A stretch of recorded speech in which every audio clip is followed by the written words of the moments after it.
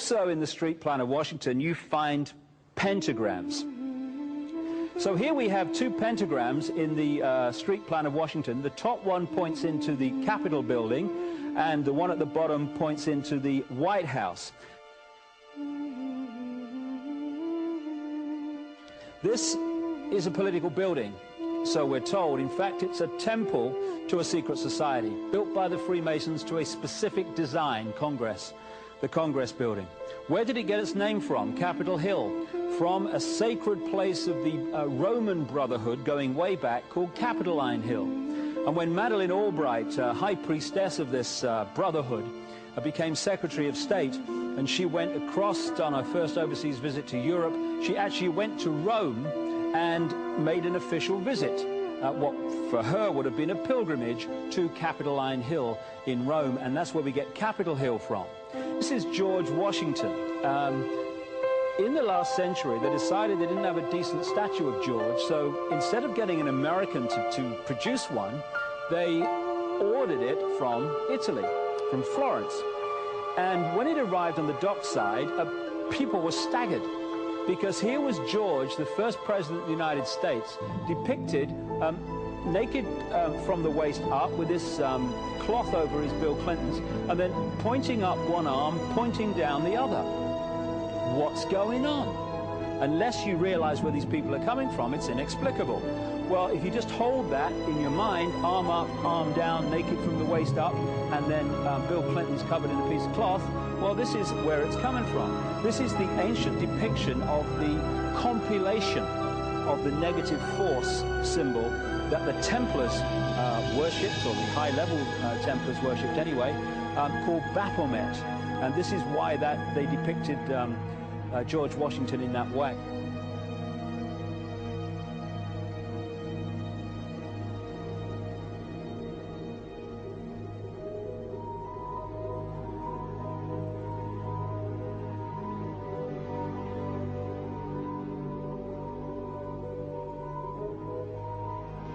What has come to light is that it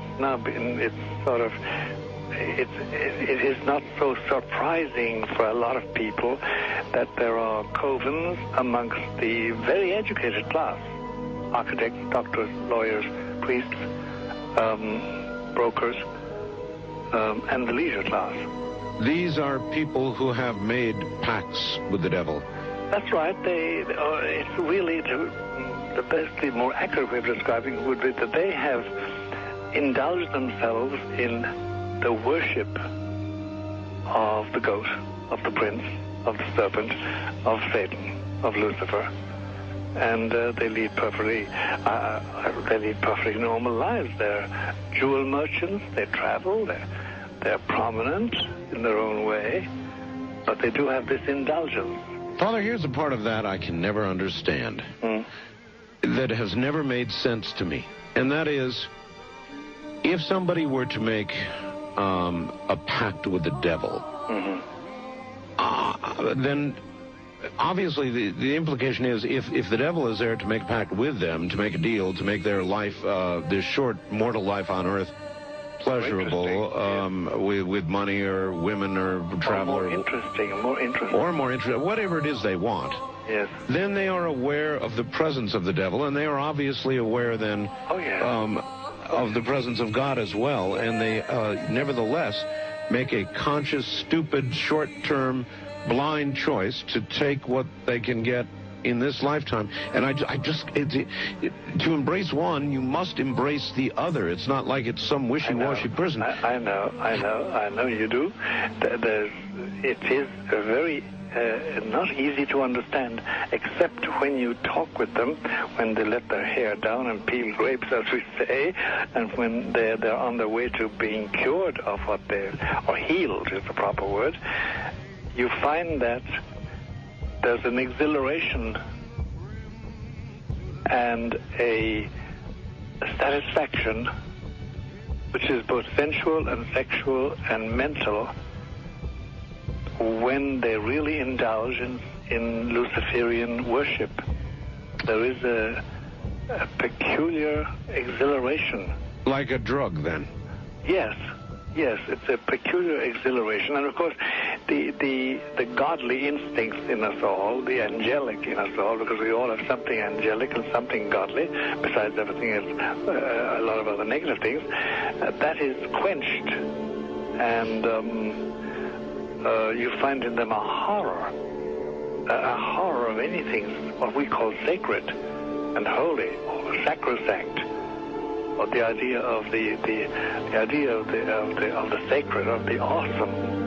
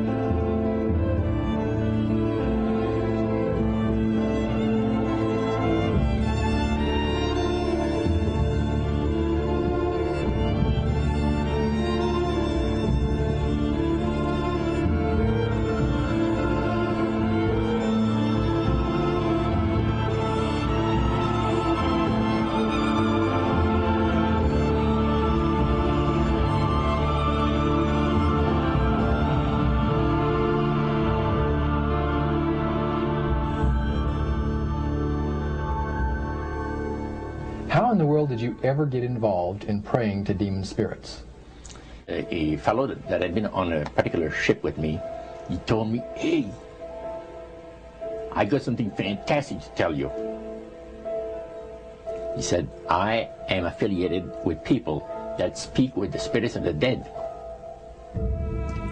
How would you like to talk to the spirit of your dead mother?" And I was shocked. I was shocked. He said, "You wouldn't be afraid of talking to the spirit of your dead mother, would you?" Well, I said, "I'll tell you what, I would have to give that some thought, because it's something I never thought about before in my life."